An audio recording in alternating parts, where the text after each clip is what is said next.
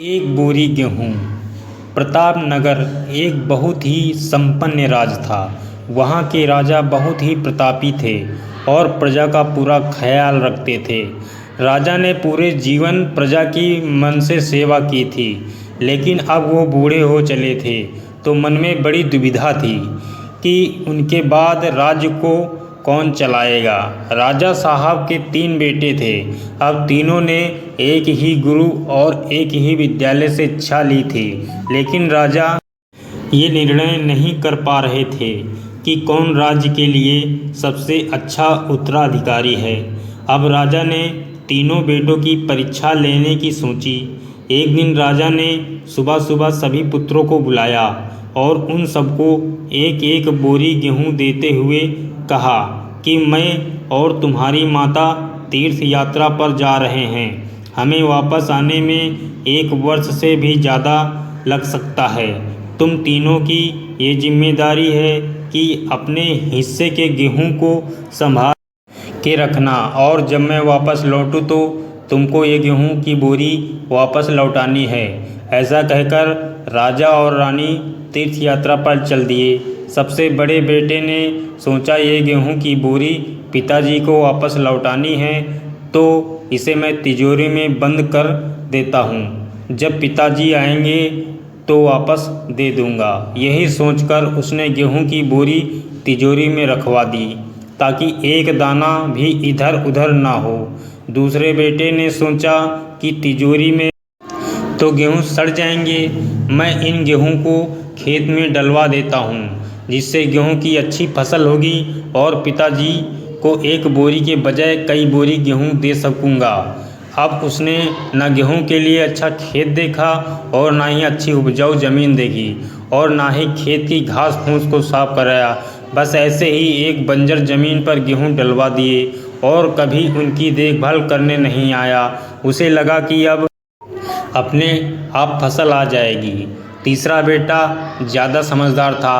उसने अपने मित्र के साथ मिलकर एक अच्छा खेत देखा जो बहुत उपजाऊ था। फिर उसकी मिट्टी बदलवाई, वहाँ घास फूस की सफाई कराई और फिर विधि अनुसार गेहूं के दाने खेत में बो दिए। पूरी लगन और मेहनत से खेत की हिफाजत की, समय पर खाद पानी सब कुछ दिया। साल भर बाद पहली फसल आई। उसने फिर से उसे बोया, फिर और अन्य उपजा, खेत खलिहान लहलहाने लगा। राजा यही कोई 3 वर्ष बाद वापस आया। तीनों पुत्रों को देखकर बड़ी प्रसन्नता हुई।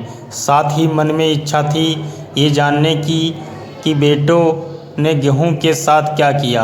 पहले पुत्र ने जैसे ही तिजोरी खोल के दिखाई, अंदर से बहुत बुरी बदबू आ रही थी। सब कुछ सड़कर राख हो चुका था। पिता ने कहा, ये अन्न है जिससे हम सबका जीवन चलता है और तुम इसकी देखभाल नहीं कर पाए, तुम क्या राज्य संभालोगे। अब दूसरा बेटा पिता को उस जगह पर ले गया जहां उसने गेहूं को डलवाया था। वहां जाकर देखा तो जंगल था, बड़ी बड़ी घास फूस खड़ी थी। गेहूं का तो नामो निशान ही नहीं था। राजा बहुत नाराज हुआ और उसे भी राज्य का उत्तराधिकारी बनाने से मना कर दिया।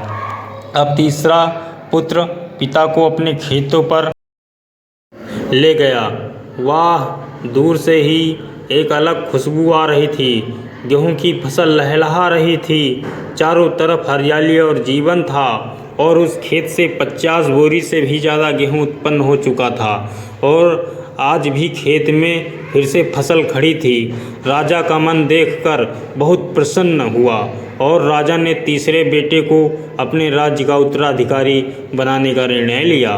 दोस्तों, उस राजा की तरह भगवान ने भी हमें कुछ गेहूं संभाल के रखने के लिए दिए हैं। वो गेहूं है हमारा जीवन, जिसे हम बेकार के कामों में नष्ट कर देते हैं। ईश्वर ने जीवन दिया कि दुनिया का विकास करना, आपने ज्ञान को बढ़ाना और उसे बांटना, लेकिन हम अपनी अज्ञानी लोग इस जीवन को सड़ा देते हैं और अंत समय जब ईश्वर पूछता है कि जीवन में क्या किया, तो जवाब होता है शून्य, कुछ नहीं। अपने मन की ज़मीन को साफ करिए, उसमें जो घास फूस है वो हटाइए मन में जो ईर्ष्या, गुस्सा और व्यसनों को हटाइए और अच्छाई के बीज बोइए, फिर ईश्वर आपसे बेहद खुश होंगे। धन्यवाद।